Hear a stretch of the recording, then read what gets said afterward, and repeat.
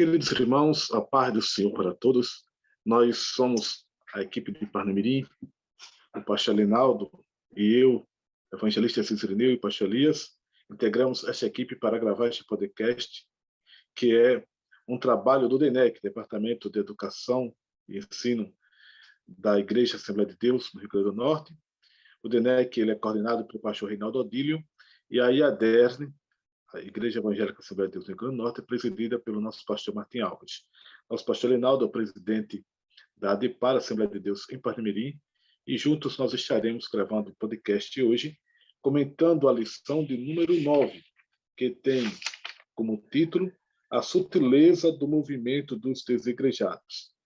O nosso textuário está em Hebreus 10, 25, e diz: não deixando a nossa congregação, como é costume de alguns, antes admoestando-nos uns aos outros, e tanto mais quanto vedes que se vai aproximando aquele dia. Desde já, eu quero neste momento já ouvir as saudações iniciais do pastor Reinaldo, em seguida do pastor Elias, para nós podermos dar então continuidade a este comentário. Bem, da minha parte, Pai do Senhor, para os nossos amados irmãos desse podcast, não é? Deus abençoe a todos. E aqui estão para comentar esta lição que tem um título muito interessante. A paz do Senhor, pastor Linaldo, a paz do Senhor, evangelista Cizirineu, a paz do Senhor a todos os ouvintes desse canal, né? As pessoas que têm participado ativamente, que têm divulgado esse trabalho, né? Eu tenho visto que a cada lição tem crescido bastante o número de pessoas que estão fazendo parte e se inscrevendo no canal e também comentando. Então, Deus abençoe a todos. Orem para que cada vez mais esse canal possa ser um canal de bênção na vida dos professores e alunos da Escola Bíblica Dominical. Amém. Então, o título da lição 9 é A Sutileza do Movimento dos Desigrejados. Esta é a lição dos adultos. E a verdade prática nos diz: o movimento dos desigrejados deve ser visto como um desvio da verdadeira espiritualidade que é expressa no contexto da verdadeira igreja. A leitura bíblica em classe está em Hebreus 10, versículo 19 a 25, e diz assim: tendo, pois, irmãos, ousadia para entrar no santuário pelo sangue de Jesus, pelo novo e vivo caminho que ele nos consagrou pelo véu, isto é, pela sua carne, e tendo um grande sacerdote sobre a casa de Deus, cheguemo-nos com verdadeiro coração, com inteira certeza de fé, tendo o coração purificado da má consciência e o corpo lavado com água limpa. Retenhamos firme a confissão da nossa esperança, porque fiel é o que prometeu, e consideremos-nos uns aos outros, para nos estimularmos ao amor e às boas obras, não deixando a nossa congregação, como é costume de alguns, antes admoestando-nos uns aos outros, e tanto mais quanto vedes que se vai aproximando aquele dia. Esta foi a leitura oficial que será discorrida durante a lição, serve de base para a lição, e esta lição ela tem 3 objetivos básicos. O primeiro é explicar a visão e a prática do movimento dos desigrejados. O segundo é rememorar a natureza da Igreja do Novo Testamento. E o terceiro é confirmar a importância e a necessidade da Igreja. Então, a nossa lição hoje trata deste movimento que é comum na sociedade atual, em que muitos cristãos, sobretudo se dizendo evangélicos, estão abandonando as igrejas e procurando viver de forma isolada, dizendo que não tem necessidade da igreja. Sobre isso, nós vamos estar comentando, começando com o tópico primeiro, que fala da visão e prática do movimento dos desigrejados, e que tem no primeiro subtópico o ensino anti-institucional e no segundo o ensino anticlerical. Então, o nosso pastor Linaldo, eu peço que faça um comentário a respeito deste primeiro tópico. Bem, meus irmãos, esse podcast tem a finalidade, né, de motivar e dar subsídios aos professores para o ensino da lição de número 9, não é isso? Que tem como título a sutileza do movimento de desigrejados. No primeiro tópico aqui, a visão e prática dos movimentos desigrejados, o subtópico, um ensino anti-institucional. O que é isso? Os tais desigrejados, não é? Como pode-se ver na introdução, são pessoas que não querem se filiar a nenhuma igreja, né? Por entender, como já foi dito, que não há necessidade de reunião, não há necessidade de templo, não há necessidade de liderança, etc. Então, anti-institucional, não é? Eles são contra toda forma de organização da igreja, né? Dizem que a igreja primitiva, ou na igreja primitiva, não havia institucionalização da igreja. E, segundo eles entendem, somente com Constantino, aquele imperador romano que disse ter aceito a Jesus como Salvador, mediante uma visão que ele teve, não é? E ele estava à frente de uma guerra, da confusão, e disse ter uma visão, na verdade, que ele usando a cruz, ele venceria a batalha, de fato venceu. Então, veja bem, mas será isso mesmo? Segundo eles, a igreja passou a ter um clero, um código doutrinário, não é? E passou a regulamentar. Então, para os desigrejados, esses irmãos, essas pessoas que não querem nada com a igreja, com pastor, nada disso, não é? Eles entendem o seguinte, que sermões e organização institucional não há necessidade. Alegam também que toda a estrutura mesmo, a construção do templo, a arquitetura, são inovações, veja só, de um cristianismo apóstata. Ora, meus irmãos, o que é que tem a ver a construção de um templo com apostasia, não é? Viu? Então, eles dizem aqui, segundo aqui esse tópico, que a igreja pode se encontrar na lanchonete, em um café da esquina, quando os dois desigrejados se encontram. Então, o comentarista fala muito bem que é possível, sim, é evidente que pode haver igreja, existe igreja fora do templo, da estrutura de engenharia ou arquitetônica, na verdade, mas a não utilização de templos por parte dos cristãos primitivos se deu por algumas razões, quer dizer, eles alegam que a igreja primitiva era nas casas dos irmãos, reunida nas casas, não tinha o templo, mas esquece que Jesus usou o templo.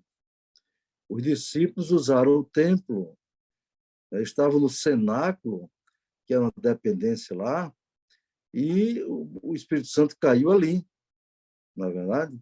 Eles não tinham assim uma estrutura como hoje, por quê? Várias razões. Primeiro, estava debaixo de uma perseguição tremenda, não é? Segundo, não tinha morada certa. Além disso, os crentes na igreja primitiva eram muito carentes, muito pobres, na verdade, não tinha condição de comprar terreno, de construir templo, etc. Mas, conforme a lição está dizendo, os professores devem enfatizar essa parte, não é? Nada há na Bíblia que deponha contra o uso de templos ou casas de oração, né? Porque o propósito de um templo é congregar o povo de Deus para adorar o Senhor. E nisso não há nenhum mal. Quer dizer, a igreja não é o templo. Quando as pessoas dizem vamos para a igreja, é uma linguagem popular, uma linguagem corrente, não é? Mas a igreja não é o templo. Agora, o templo é um lugar consagrado a Deus para abrigar a igreja no sentido coletivo. Essa é a razão do templo, não é? Essa é a razão da existência de templo, de casa de oração. A pessoa pode adorar a Deus em casa? Pode adorar a Deus em vários lugares. Ela pode adorar em casa, no seu quarto, pode adorar andando pelo caminho, pode adorar no trabalho, no banheiro, etc. Essa é uma adoração individual, mas a adoração coletiva demanda uma estrutura, na verdade, um lugar para se abrigarem. Me lembro quando construímos o templo sede ali, e o templo sede ficou muito bonito em sua arquitetura, na verdade. Então alguém criticou, para que isso? uma pessoa colocou lá na rede social, não há necessidade de luxo, para que esse luxo? Então eu rebati perguntando, gostaria de saber qual é o luxo que tem no templo sede, não é? Janela tem que ter, de madeira, não é verdade? Aí aquelas placas que ornamentam a igreja não são apenas placas para finalidade ornamental, elas são placas com finalidade acústica. Antes de colocar aquelas placas, o som reverberava muito. A gente falava, ele batia no teto, voltava, e as palavras ficavam confusas. Então, o engenheiro de som, não é, nos orientou como fazer as placas. Na verdade, de que material? Tem luxo nenhum. Na frente tem porcelanato, sim, é um material bom, durável, na verdade. Então, eu respondi para aquela pessoa, então você acha que a igreja deve se reunir debaixo de um pé de pau? Ou debaixo de um galpão apenas, quadrado? Na verdade? Por quê? Quantas instituições por aí se esmeram na construção, né, de uma escola, na verdade, de um tribunal, com a arquitetura melhor possível? Por que a igreja do Senhor não deve ser também feita com zelo, com cuidado? Não é verdade? Então, procurei, então, e essa pessoa não teve réplica para me dar. Segundo lugar, o tópico 1 diz que esse ensino de desigrejados é um ensino anticlerical, não é? Eles, além de não querer nenhuma instituição, nenhuma estrutura para a igreja, porque eles dizem que cada um deles é uma igreja. Nós vamos rebater isso logo mais com muita propriedade. São contra qualquer sistema de governo da igreja, ou seja, qualquer organização ministerial, meus irmãos.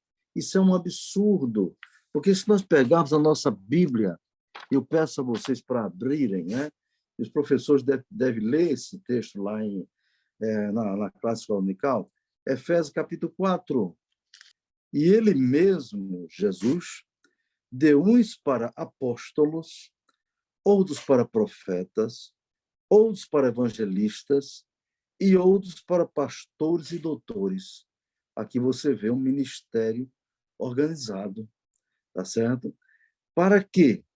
O 12. Querendo o aperfeiçoamento dos santos para a obra do ministério, para a edificação do corpo de Cristo.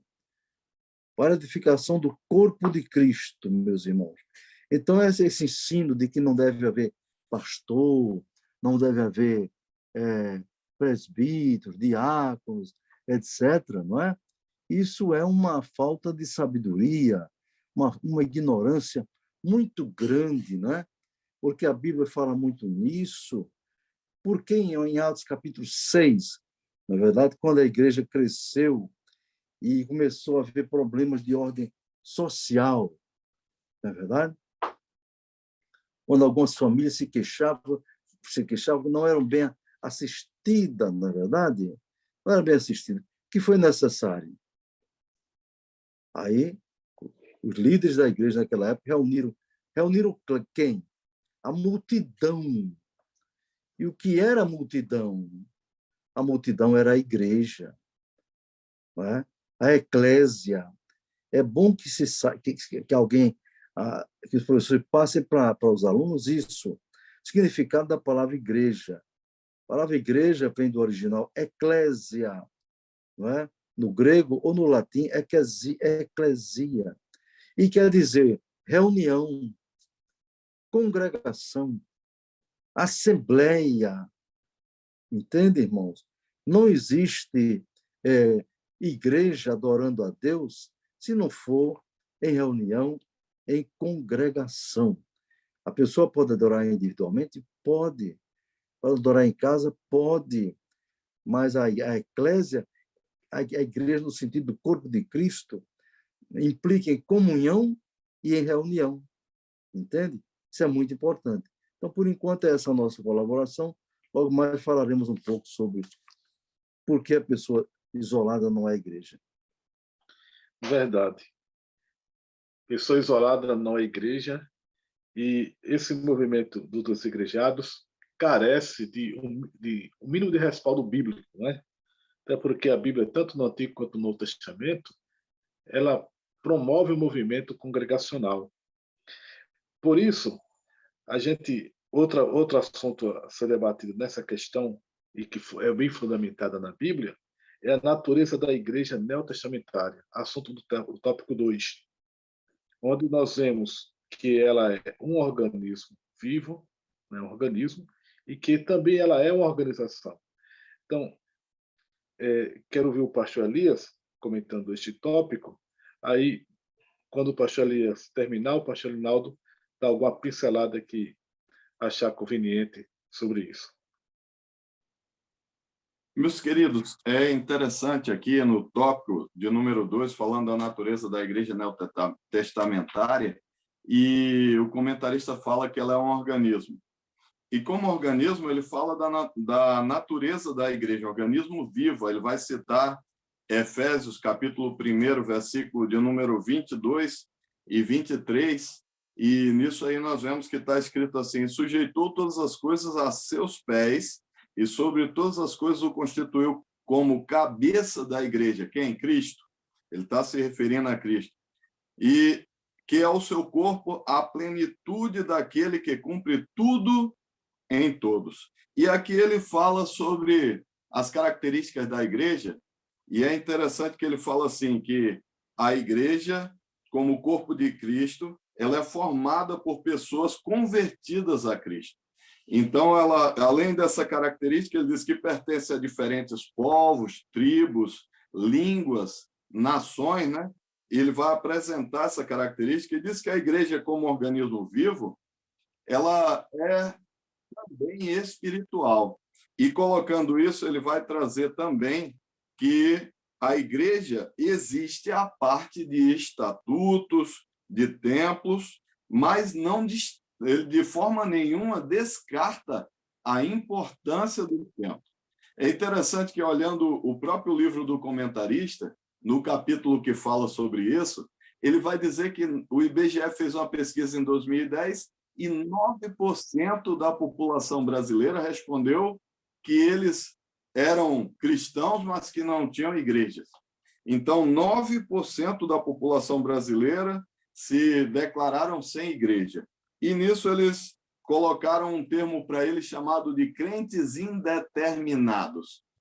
E falando sobre isso, o pastor, que é o comentarista, disse que assumiu uma congregação que tinha muitos anos, mas tinha tido um problema de liderança, e ele assumiu aquela congregação com a missão de restaurar aquela igreja que estava totalmente dispersa, para ver a importância do que é a igreja física. E isso os professores devem apresentar para os seus alunos. Aí ele fala que, quando começou, empregou um modelo muito parecido com a Assembleia de Deus de Parnamirim. Então, ele colocou algumas metas na igreja, para a igreja crescer. Então, ele começou com o primeiro passo. O primeiro passo era a restauração. E reuniu os 15 crentes que tinham ali e começou a buscar as pessoas que estavam fora pelos mais diversos motivos. E eles, quando voltaram a congregar, começaram a sentir algo único. Sentir aquela alegria de estar na presença do Senhor. E aí ele vai falando que passou pelo segundo passo, a integração. Então, a igreja tem uma função terapêutica também. Ela trata pessoas. Às vezes tem pessoas na igreja que são acompanhadas pelos pastores. Daí o pastor Linaldo, com tantos anos de pastorado, quantas pessoas não já passaram pelos nossos pastores sendo acompanhados dia a dia em diversas áreas. A igreja tem um papel social, muitas pessoas são ajudadas todos os meses socialmente, quando estão com problema de trabalho, falta de dinheiro, falta de emprego, por vários motivos procuram a igreja. Mas tem também a questão de tratar espiritualmente. Quantas pessoas chegam lá num estado terrível e começam a ser tratadas e melhoram? Então, ele depois falou dessa questão que o pastor Linaldo até destacou, para ver como está bem parecido com a ADEPAR nesse aspecto. Ele falou da restauração, ele falou da integração, ele falou também da adoração, a importância da adoração de forma coletiva na igreja. E um último passo que ele disse que não se pode abrir mão para ter uma igreja saudável é a proclamação do evangelho, é o ID. Então, ele vai destacar isso aí, ele fala que foi um exemplo citando os diversos lugares onde a igreja entra, como hospitais, presídios e uma série de coisas. Então, por que isso tem a ver com o tópico de organismo vivo? Veja quantas áreas. A igreja ainda há hospitais, há presídios, há casa de recuperação de pessoas drogadas, em favelas, o evangelismo corpo a corpo, e quantas pessoas, até por receber uma determinada literatura, uma mensagem, deixam, às vezes, até de se suicidar, porque começa a haver esperança, onde antes havia desesperança. Então, o comentarista traz, falando sobre esse tópico 2 no seu livro, um aspecto interessante. E a igreja, como organização, entra de novo, o comentarista entrou de novo nessa parte dos cargos ministeriais e da divisão. Ele fala da questão da submissão à autoridade. E quando nós olhamos aqui o nosso capítulo 14 da Declaração de Fé das Assembleias de Deus, eu sempre gosto de trazer também a declaração de fé nas nossas lições, ele vai falar e vai explicar bastante sobre a aplicação dos cargos ministeriais, como já foi lido aqui, Efésios, capítulo 4, versículo 11 e 12. Então, ele falando aqui sobre essa organização, ele vai dizer que a igreja puramente orgânica, contudo, biblicamente não existe organismo sem organização. Não é verdade? Tudo, até o pastor Elinaldo recentemente falou sobre a organização de uma célula, cada função de cada parte de uma célula no corpo humano. Numa célula, que é a menor partição do corpo, existe uma organização.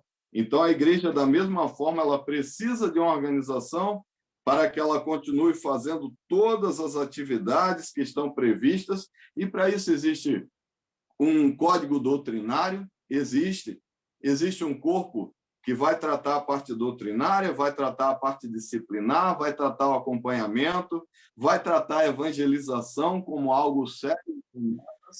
Então, ele vai trazer nesse tópico 2 essa importância. O problema do desigrejado nesse aspecto é que ele vai dizer, não, isso é uma organização humana que veio muito depois, não precisava ser assim, a igreja primitiva se reunia em casas, mas vai olhar por que se reunia em casa.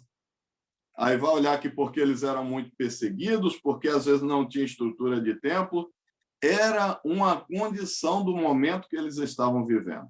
Então, é interessante que o comentarista vai trazer isso aí.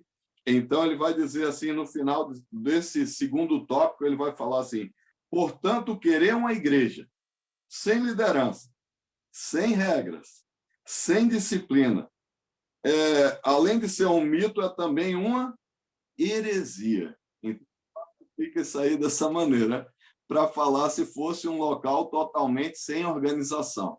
Então, além de negar a Bíblia Sagrada, porque negar a organização da igreja também nega o que está escrito em Efésios 4, versículo 11 e versículo 12, que estava aí falando sobre os cargos, né, dentro da igreja.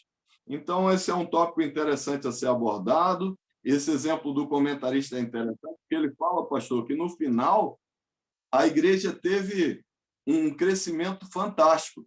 A igreja foi restaurada, pessoas que estavam em casa, entristecidas, foram resgatadas, pessoas que vieram de fora começaram a voltar, e aí ele foi olhando que havia um perfil de desigrejado nesse meio aí, que eram pessoas também que trocavam de igreja o tempo todo. Ele começou a fazer a pergunta, mas por que você está vindo para cá?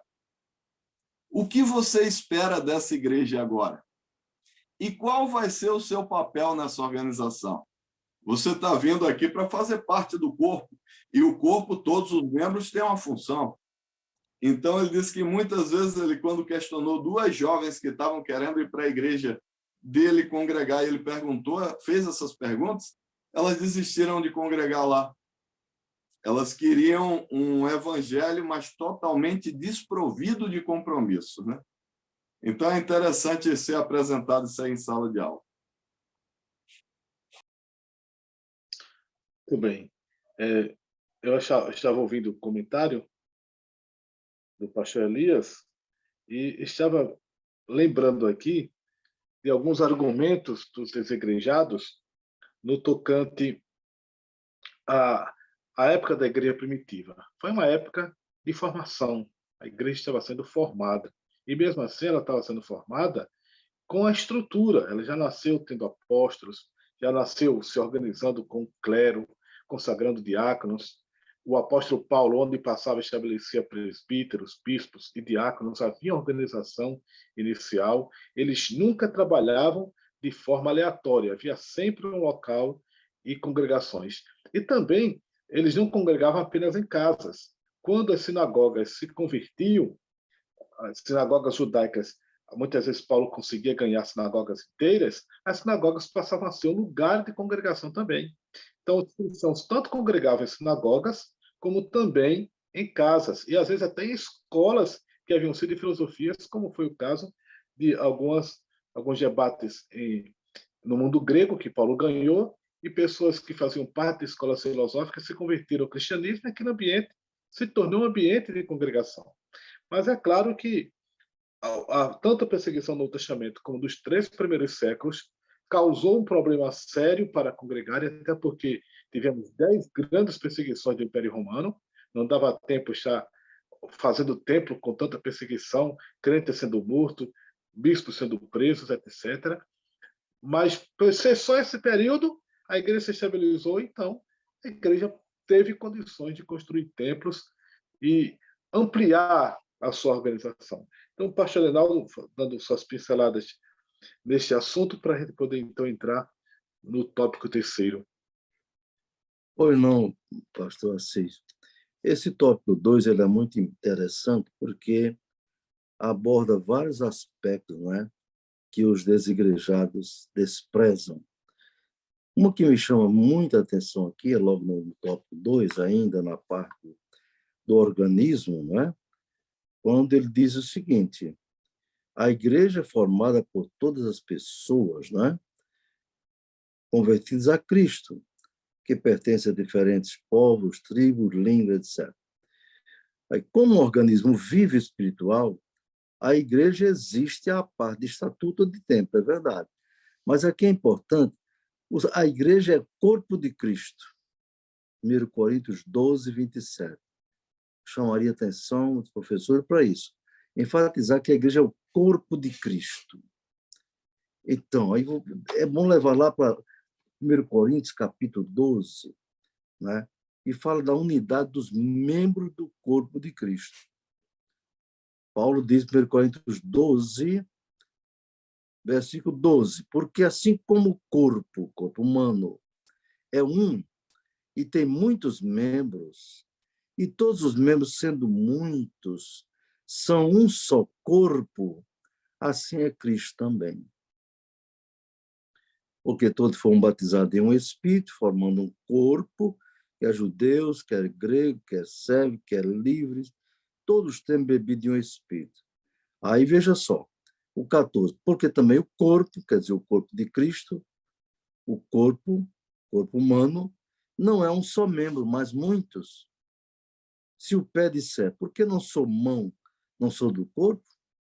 Não será porventura do corpo?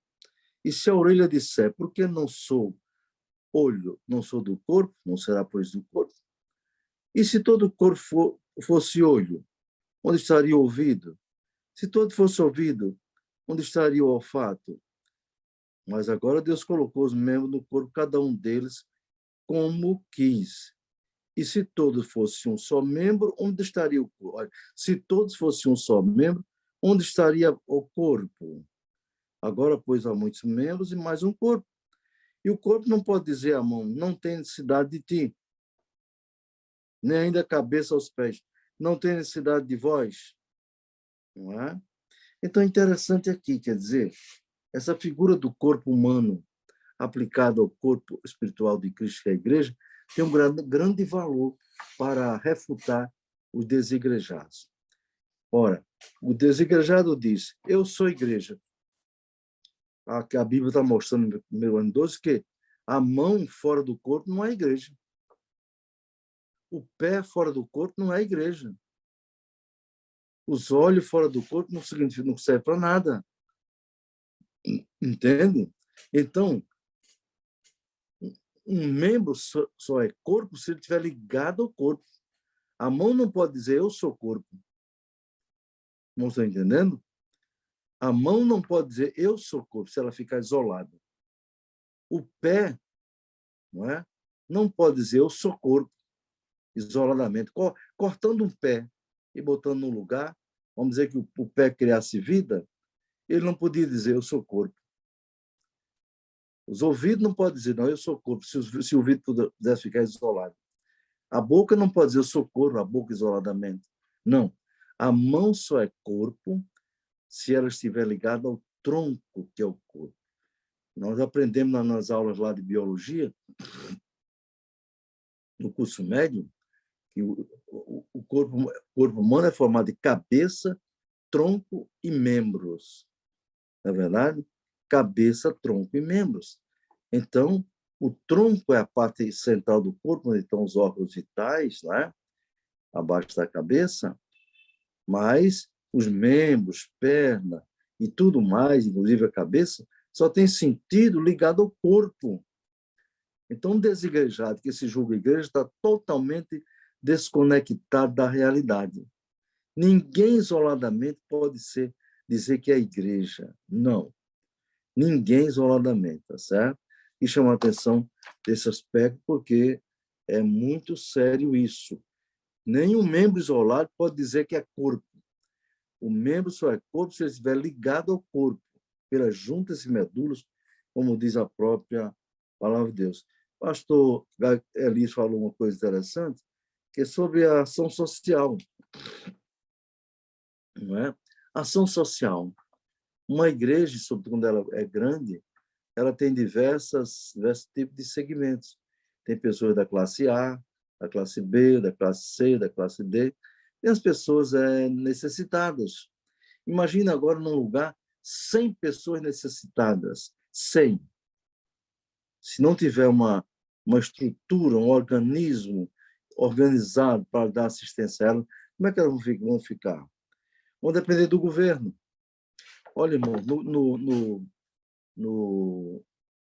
no dia a dia pastoral, eu recebo pessoas que foram para uma UPA, veja bem, foram para uma UPA, foram atendidos. O médico passou uma receita de medicamentos, mas o Estado não dá. A prefeitura não dá os medicamentos. Ela vai conseguir isso aonde? Não tem dinheiro, pessoas não ganham nem um salário mínimo. E quando elas são crentes, até alguns desses crentes, vêm à nossa igreja nos procurar buscando uma ajuda. E aí a igreja, através dos seus recursos, dos seus dízimos e ofertas, certo? Doados pela eclésia, pela igreja, consegue ajudar as pessoas a comprar um remédio, pagar uma água, pagar uma luz, e até coisa mais séria. Coisa mais séria. Para vocês terem uma ideia, irmãos, se não fosse igreja, uma irmã do nosso tempo, uma serva de Deus, uma moça, teria ficado aleijada. Apareceu com uma doença grave no joelho. Estão entendendo? E ela procurou o governo, procurou isso aqui. Ninguém atendeu. E ela nos procurou. Não é? Disse, pastor, o senhor conhece alguém que possa me ajudar? Aí eu me lembrei de um dos nossos irmãos deputados, não é? Deputado estadual. Falei com ele, irmão, tem um caso de uma pessoa assim, que a cirurgia custa R$16.000. O SUS não dá essa cirurgia. E tem mais, só tem um médico em São Paulo, meus irmãos.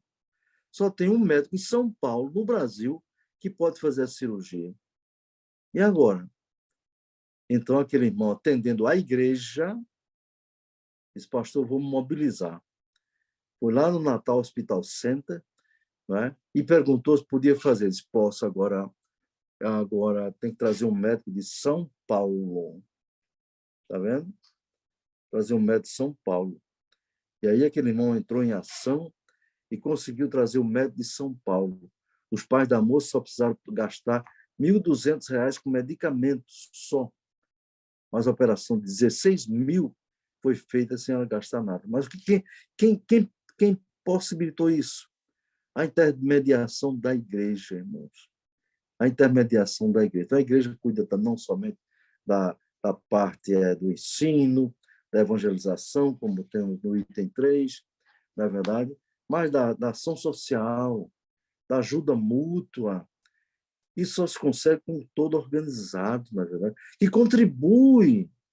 Por isso Davi diz, fui moço e agora sou velho, mas nunca vi desamparado o justo, nem a sua descendência mendigar o pão. Não é? Por quê? Pois Israel tinha uma organização, tinha sacerdote, tinha levitas, etc. Tinha um santuário, tinha um templo, e as pessoas eram beneficiadas por aquela estrutura. Desigrejado diz, não, o templo feito por Salomão foi destruído e Deus não mandou construir mais nada. Não, o primeiro templo foi construído, Deus mandou construir o segundo templo e cobrou daquele povo.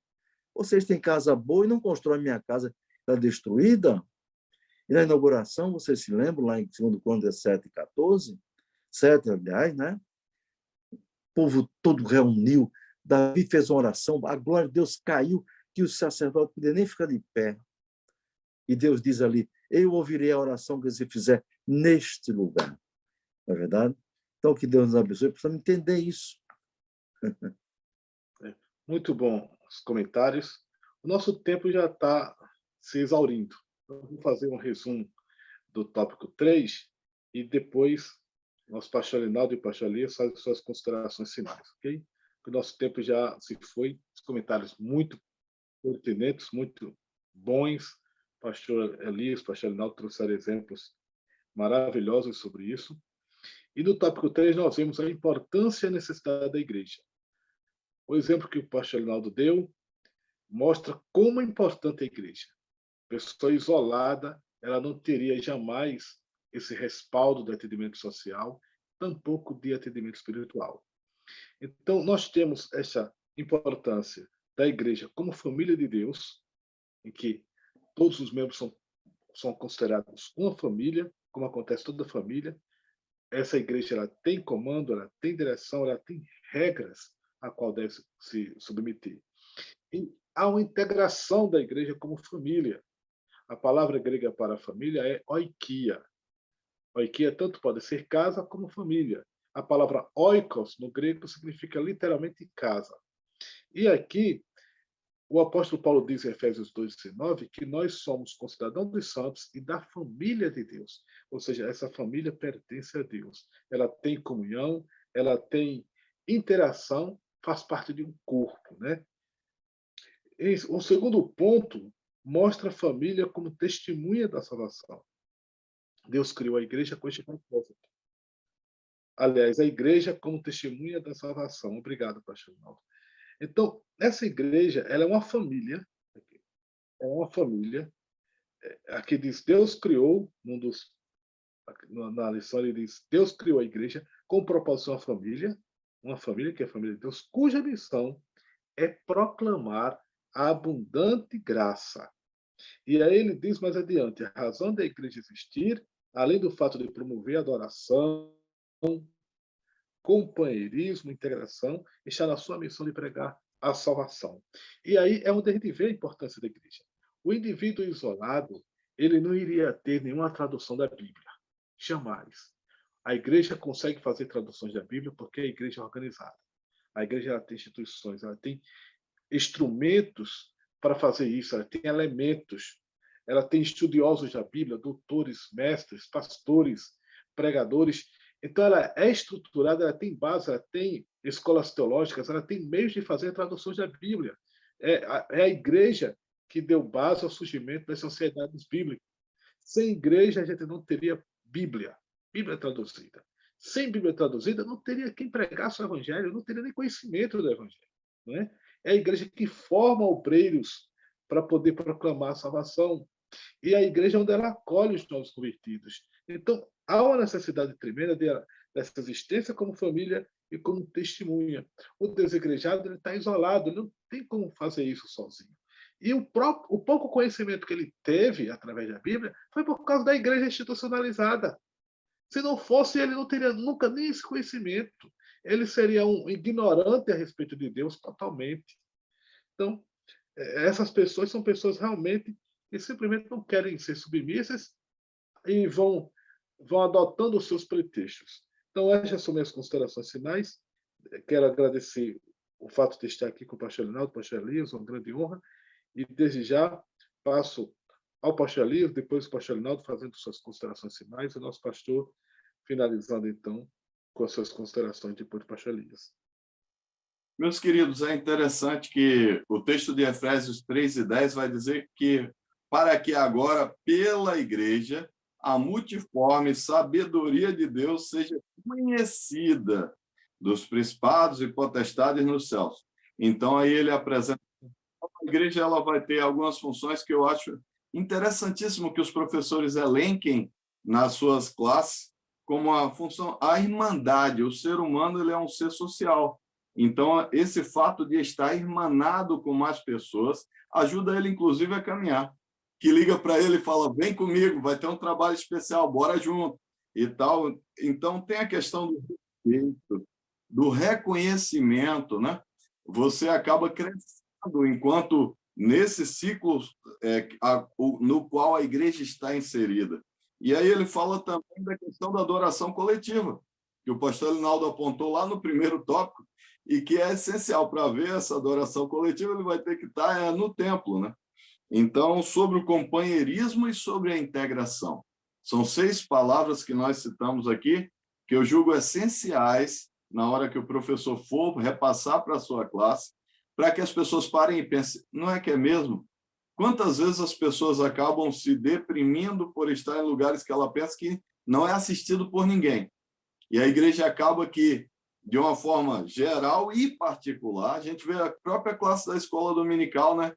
Como ela é saudável, a gente pegar e chegar para o aluno e dizer para ele assim, olha, você fez falta nesse domingo. Então, ele começa a ver como ele é importante ali dentro da classe e como ele está inserido nesse contexto. Então, acho importantíssimo, espero que os professores explorem esse detalhe, dê espaço para os alunos falarem um pouco sobre quais são as melhores características que ele vê na igreja dele. Então, eu tenho certeza que ele vai trazer muita coisa boa e vai ajudar cada um a entender como a igreja faz diferença em várias áreas, seja espiritual, social, de cada crente na sua comunidade. Deus abençoe a todos. Muito obrigado pela oportunidade de nós estarmos comentando aí mais uma vez essa lição da escola dominical, né? Pois não. Olha, dentro da missão da igreja, imagina o seguinte, esse segundo tópico, subtópico, testemunho da salvação. Jesus disse aos seus discípulos, ide por todo mundo e pregar o evangelho a toda criatura, não é? Ide por todo mundo. Eu pergunto, como é que desigrejado vai mandar missionário? Como é que desigrejado vai manter missionário na Europa, na África ou em qualquer outro lugar? Como? Pessoas isoladas, sem entregar oferta, sem entregar dízimo, nada. Então, só esse argumento derruba a ideia de desigrejado, de que ir à igreja. Não, desigrejado no são pessoas que não conhecem a palavra de Deus, são pessoas egocentristas, egoístas, não é? E que não pensam na missão da igreja, que é evangelizar, ir por todo mundo, pregar o evangelho. Eles não pensam nisso. Eles são presunçosos, né? Se acham que são igreja. Então, que Deus nos ajude, possamos ressaltar esses pontos, né? Para melhor entendimento dos nossos alunos. Eu agradeço também a oportunidade que Deus tem nos dado de estar com vocês, participando desse podcast. Amém. O senhor pode orar, pastor, finalizando? Posso, sim. Querido e bondoso Deus, nosso Pai, mais uma vez te louvamos, Senhor, agradecidos por essa bênção, Senhor. Ó Deus, de podermos aqui estar refletindo, meditando, Senhor, sobre esses temas tão importantes da lição desse trimestre. E este agora dessas pessoas, Senhor, que chamaram de desigrejados, que na sua petulância, no seu orgulho, Senhor, se consideram igreja isoladamente. Não pensam nos pecadores, não pensam nos doentes, não pensam nos desesperados, que precisam de alguém que os ajude. Quantas pessoas já foram salvas do suicídio porque procuraram a igreja para ajudá-los? Né? Graças a Ti por isso, Senhor. Abençoa cada um de nós, abençoa pastor Assis, pastor Elias e todos os professores e os alunos que vão meditar nessa lição. Em nome de Jesus, nos despede a Tua paz. Amém. Amém.